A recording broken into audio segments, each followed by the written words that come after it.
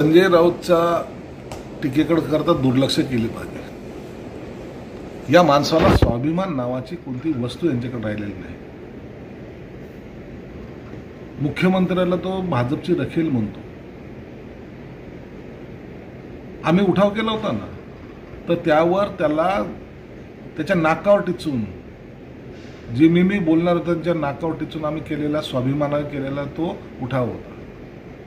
जे शिवसेना प्रमुखांना अपेक्षित होता तसा उठाव आम्ही केला आहे। ही आमच्यात असलेली हिंमत आहे। हे काय करतायत हे एकाही माणसाने विरोध केला। आम्ही पोस्टमार्टम करू, आम्ही असं त्याच्या डेड बॉड्या मुंबईत आल्यानंतर त्याचं पोस्टमार्टम करू असे म्हणणारे हे लोक खरे तर हे आता मग मला तोंडात आमची जीभ घसरते। हे भडवेगिरी करायला लागले आणि आता यांनी ही भडवेगिरीची लाईन जी सुरू केलेली आहे ना, यामुळे हे बोलतायत आणि हे सर्वसामान्य शिवसैनिकाला किंवा महाराष्ट्राच्या जनतेला पसंत नाही। ही संस्कृती महाराष्ट्राची नाही। म्हणून संजय राऊतला त्याची जागा दाखवल्याशिवाय लोक सुद्धा बसणार नाही आणि त्याचा सगळ्यात मोठा जो लॉस जो होणार आहे तो उबाटा गटाला होणार आहे।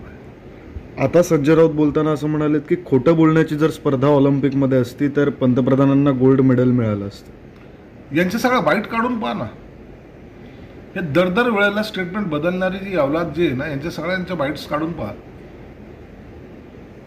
मोदी साहेब काय आहेत हे देशाला सांगणारे हे जे लोक होते त्यांना आता खोटं ठरवत आहेत। यांना असं वाटतं की आम्ही बोललो तर त्याच्यामुळे जनता आमचं ऐकेल, परंतु मोदी साहेबांना देशातच नव्हे तर जगामध्ये एक मानाचं स्थान निर्माण झालेलं आहे। अरे पंतप्रधान कसा असावा, तो भारत देशातला नरेंद्र मोदी सारखा असावा हे लोकांच्या मनोमन ठसले गेलेलं आहे।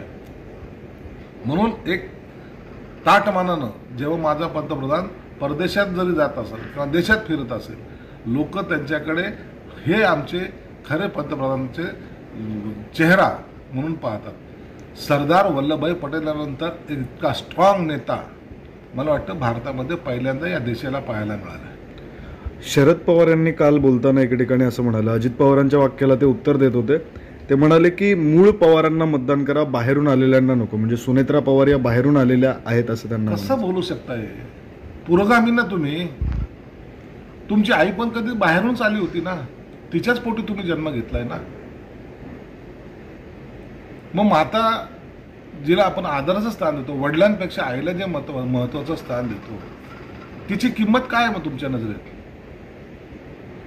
महिलाचं स्वाभिमान म्हणता तुम्ही, मग त्या महिलाला ते तुमच्या आईला तुम्ही काय किंमत दिलेली बाहेरची?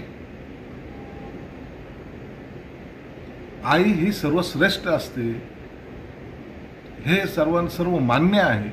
तिला जर तुम्ही आज उपरे म्हणत असाल, बाहेरची म्हणत असाल, मला वाटतं हे संस्कृतीत बसत नाही।